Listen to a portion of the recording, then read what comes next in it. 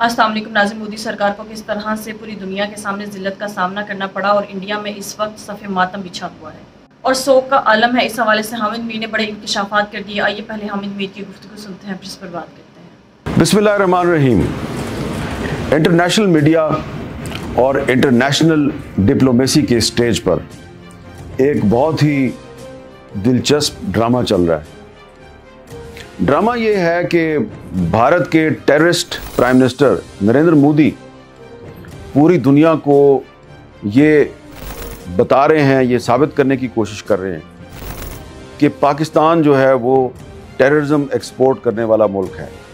नरेंद्र मोदी और उनकी हुकूमत पाकिस्तान को टेररिस्ट डिक्लेयर करवाने के लिए एड़ी चोटी का जोर लगा रहे हैं।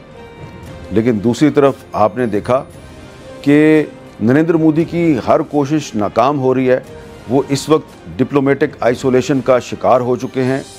पूरी दुनिया में सिवाय इजराइल के कोई मुल्क उनके साथ नहीं खड़ा।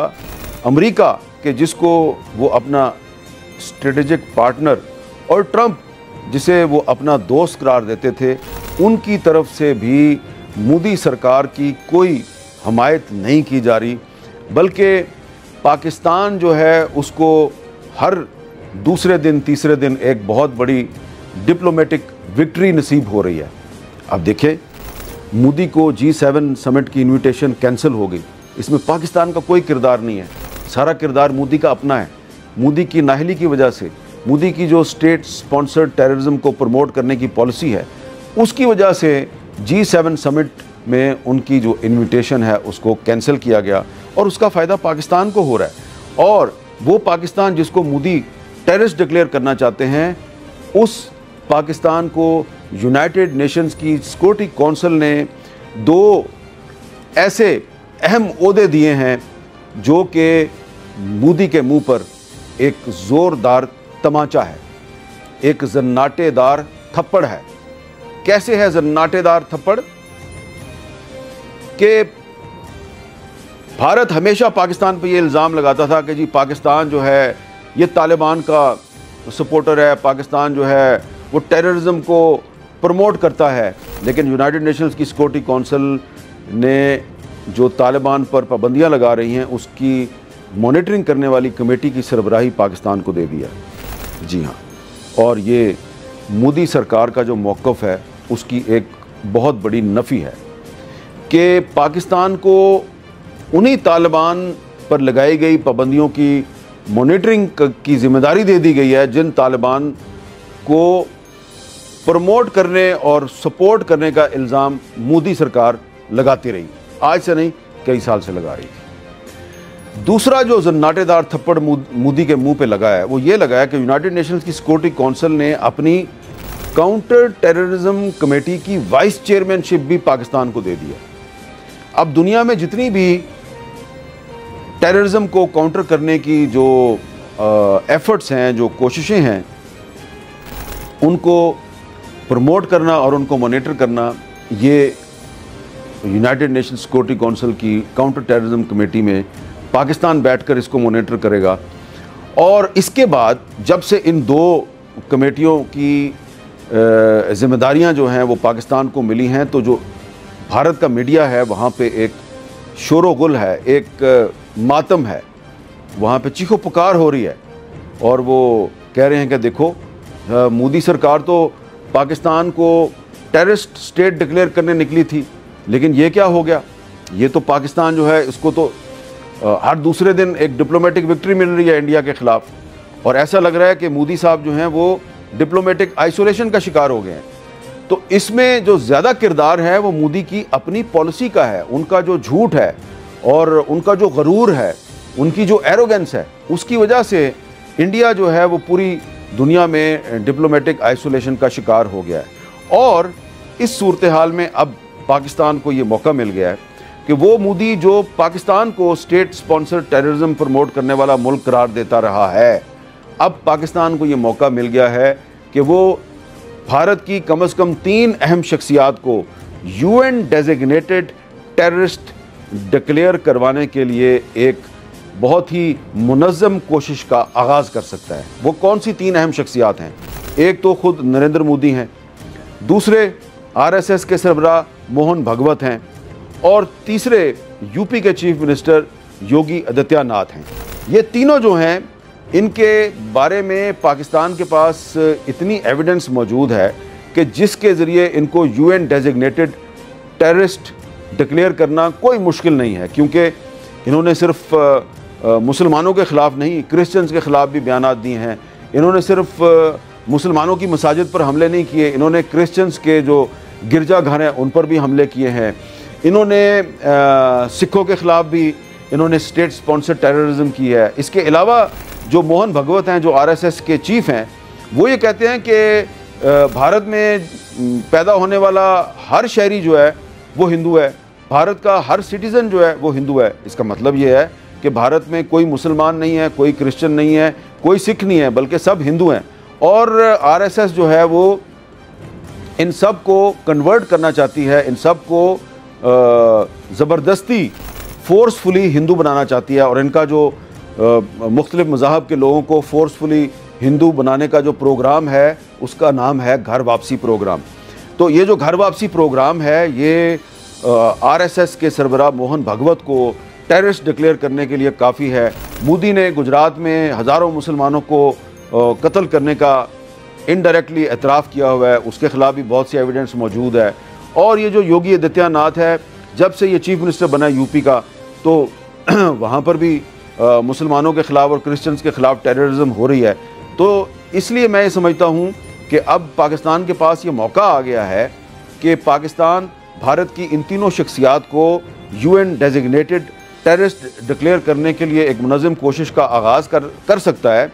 दूसरी तरफ हमारे जो डिप्लोमेटिक डेलीगेशन के सरबराह हैं बिलावल भुट्टो ज़रदारी साहब, उन्होंने न्यूयॉर्क में एक तजवीज़ पेश की और उन्होंने ये कहा कि पाकिस्तान जो है वो तो टेररिज्म को प्रमोट नहीं करता, एक्सपोर्ट भी नहीं करता, बल्कि पाकिस्तान तो टेररिज्म का बहुत बड़ा विक्टिम है। और उन्होंने अपनी वालदा मोहतरमा शहीद मोहतरमा बेनज़ीर भुट्टो का हवाला दिया कि वो भी टेररिज्म का निशाना बनी थी। बात तो बिल्कुल ठीक है उनकी। और उन्होंने ये तजवीज़ भी पेश की कि पाकिस्तान की इंटेलिजेंस एजेंसी ISI और इंडिया की इंटेलिजेंस एजेंसी रॉ को मिलकर कोई कोऑपरेशन शुरू करनी चाहिए। लेकिन अब यहाँ पे सवाल ये पैदा होता है कि जब तक मोदी जैसा बुचर ऑफ गुजरात भारत का प्राइम मिनिस्टर है और मोहन भगवत जो है वो RSS का सरबराह है और योगी आदित्यनाथ यूपी का चीफ मिनिस्टर है, तो ISI और रॉ के दरमियान कोऑपरेशन कैसे हो सकती है? ये सवाल मैं इसलिए उठा रहा हूँ कि हमें कोई शक नहीं होना चाहिए कि RSS दरअसल रॉ का इंटेलिजेंस विंग है। बहुत से लोग ये बात करते हैं कि जो RSS है ये रॉ का इंटेलिजेंस विंग है, और जो रॉ की जो एक्चुअल जो पॉलिसी है वो ये है कि अखंड भारत के ख्वाब को हकीकत बनाया जाए। और इसीलिए उन्होंने अपनी पार्लियामेंट में अखंड भारत का नक्शा लटकाया हुआ है। तो पाकिस्तान जो है उसको या तो मोदी, मोहन भगवत और योगी आदित्यनाथ को टेररिस्ट डिक्लेयर करवाना है, या फिर आपको रॉ के साथ मिलकर टेररिज्म ख़त्म करवानी है। ये कैसे हो सकता है कि जो खुद टेररिज्म को प्रमोट करते हैं, जो खुद मुसलमानों को और क्रिश्चियंस को ज़बरदस्ती हिंदू बनाना चाहते हैं, आप उनके साथ मिलकर टेररिज्म को ख़त्म करें? तो इसलिए ये जो ISI और रॉ के दरमियान कोऑपरेशन की तजवीज़ है, देखने में तो बहुत अच्छी लगती है, लेकिन अगर आप इसका बगौर जायज़ा लें तो ये हमें नाकाबिले अमल लगती है। इसकी एक और भी वजह है कि हमारी तारीख़ है कि जब जनरल ज़िया-उल हक़ पाकिस्तान के सदर थे और राजीव गांधी भारत के प्राइम मिनिस्टर थे, तो उस वक्त भी रॉ और ISI के दरमियान इसी तरह कोऑपरेशन शुरू हुई थी, मेल मुलाकातें शुरू हुई थी। और 88 में जनेवा में रॉ और ISI के ऑफिशियल्स की मुलाकात भी हुई थी। और मुझे ISI के कुछ रिटायर्ड अफसरान जो इस सारे प्रोसेस में शामिल थे, उन्होंने हमें बताया भी है कि उस वक्त भी रॉ जो है वो हमारे साथ डबल गेम कर रही थी। फिर जनरल परवेज़ मुशर्रफ के दौर में भी ये ISI और रॉ के दरमियान कॉन्टैक्ट्स जो हैं वो इस्टेब्लिश हुए थे। और फिर जब इमरान खान प्राइम मिनिस्टर थे और जनरल बाजवा जो हैं वो आर्मी चीफ थे और जनरल फैज़ हमीद जो हैं वो DG ISI थे, तो उस वक्त भी रॉ और ISI के दरमियान कुछ कॉन्टैक्ट्स इस्टेब्लिश हुए थे। लेकिन हुआ ये कि 5 अगस्त 2019 हो गया, मकबूजा जम्मू कश्मीर का जो स्पेशल स्टेटस है वो सस्पेंड हो गया। और फिर उसके बाद हमने एक सीज़ फायर भी किया फरवरी 2021 में। उस सीज़ फायर पे जो हुर्रियत कॉन्फ्रेंस के अहम रहनुमा हैं वो हमसे नाराज़ हो गए और एक्सप्लॉइट किया। भारत की जो खुफिया एजेंसी है रॉ, उसने इन सब चीज़ों को एक्सप्लॉइट किया और सीज़ फायर के बाद पाकिस्तान में क्रॉस बॉर्डर टेररिज्म करवाती रही, जिसकी गवाही के वॉशिंगटन पोस्ट ने भी दी है और जिसकी गवाही गार्डियन ने भी दी है। और उन्होंने अपनी स्पेशल रिपोर्ट्स में ये साबित किया है कि 2022, 2023 और 2024 में पाकिस्तान के अंदर जो बहुत सी टारगेट किलिंग्स थी उसमें इंडियन इंटेलिजेंस एजेंसी रॉ मुलव्वस थी।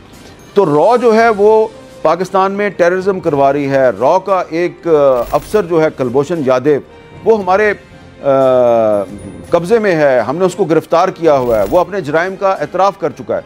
तो उस रॉ के साथ पाकिस्तान की ISI जो है वो टेररिज्म को ख़त्म करने के लिए कोऑपरेशन कैसे करेगी, ये एक सवाल है। इसका जवाब जो है वो हमें इंडिया की तरफ से दिया जाना चाहिए कि क्या वाकई इंडिया ISI के साथ मिलकर टेररिज्म को ख़त्म करना चाहता है। और अगर ख़त्म करना चाहता है तो फिर जो भारत के अवाम हैं उनको चाहिए कि नरेंद्र मोदी, मोहन भगवत और योगी आदित्यनाथ जैसे टेररिस्ट जो हैं इनसे जान छुड़ाए।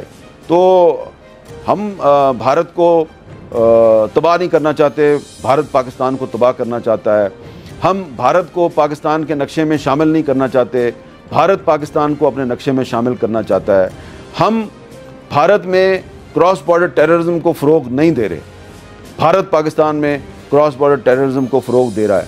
तो इसलिए अगर बिलावल भुट्टो ज़रदारी साहब ने ISI और रॉ के दरमियान कोऑपरेशन की बात की है तो बात तो उन्होंने एक अच्छी नीयत के साथ की है, लेकिन अगर हम इंडिया का ट्रैक रिकॉर्ड देखें तो लगता ये है कि जब तक नरेंद्र मोदी, मोहन भगवत और योगी आदित्यनाथ जैसे लोग भारत में हुकूमत कर रहे हैं तो भारत की किसी इंटेलिजेंस एजेंसी और भारत की हुकूमत पर एतमाद नहीं किया जा सकता। जो लोग अपने अवाम को धोखा देते हैं, जो लोग अपनी जनता के साथ झूठ बोलते हैं, जो लोग अपनी जनता को बेवकूफ़ बनाते हैं, क्या उन लोगों पे हुकूमत पाकिस्तान और पाकिस्तान की सरकार एतमाद करके उनके साथ बातचीत कर सकती है? बिल्कुल भी नहीं। Thank you very much.